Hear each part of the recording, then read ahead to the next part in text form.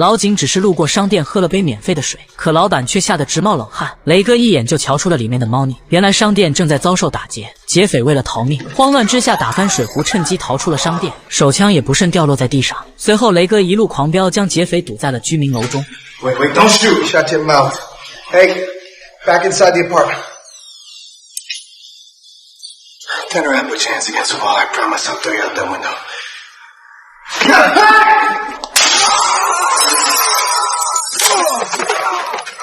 這他媽可是3樓呀！難道這小子不要命了嗎？很快周圍就聚集了不少吃瓜群眾。突然劫匪大喊是上面的警察將他推下樓的，一口咬定是雷哥滥施暴力，群眾們的怒火瞬間被點燃了。但事情的嚴重性還遠不止如此，因為即便所有警察都相信雷哥是無辜的，可架不住有人要搞事情呀。黑人教士表面上煽動群眾抵制警局暴力執法，但實際上他與警察局長是死敵，這時候站出來無非就是為了報復，而且偏偏警探雷哥還是局長的兒子。We are gonna go down to Commissioner Frank Reagan's doorstep. We are gonna go down to 1PP.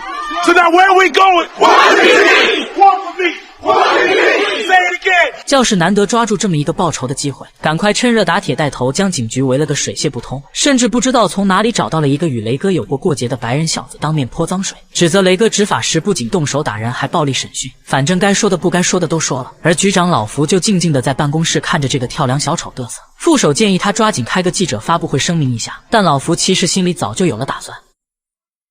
他私下裡找到了兒子，因為老福急需弄清楚當時現場發生了什麼。雖然他知道兒子平常在執法時對待犯人的脾氣很暴躁，但老福也清楚他絕對不會做出出格的舉動。在得知事情的全部經過以後，父子倆也決定開始反擊了。還記得那個調皮的男孩嗎？負責走訪現場的警察查到了他的頭上，本來男孩已經將事情的真相講了出來，可那家人都是非法移民，父母不願意攪和到這件事情當中，他們明顯是害怕了。如果只是因為怕被驅逐出境，那就好辦了呀。雷哥分分鐘就能給他們搞一張長期居住證。可當他找上門時，這家人竟然全都消失了。鄰居說他們昨天半夜就急匆匆地搬走，而且再也不會回來了。用腳丫子想想也知道是黑人教士搞的鬼。而教士此刻手裡有了底牌，更是囂張地找到局長老夫談起了條件。要想平息這件事情可以，他的條件是讓雷哥主動辭職退休，如果不照辦的話就召開媒體發布會，他會親自教唆男孩指認雷哥把劫匪推下樓的過程公開。老夫當然明白教士除了報復自己，真正的目的是要通過這件事獲取群眾的信任和支持，這樣對於他參加選舉來說會事半功倍。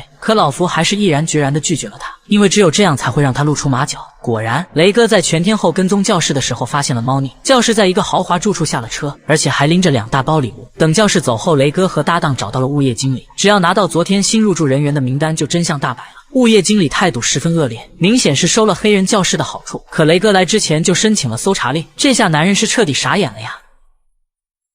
到了第二天，老福竟然主動邀請教士來吃早餐。教士本以為是老福妥協了，還特意在來之前通知了媒體朋友們，為的就是讓老福這個局長難堪。可老福的本意其實是想給他條生路，但他偏偏自掘墳墓。老福只有將他為那家人租房的合同拿了出來，上面清楚寫着他的名字，可這並不能構成犯罪，除非教士還給了那家人好處換取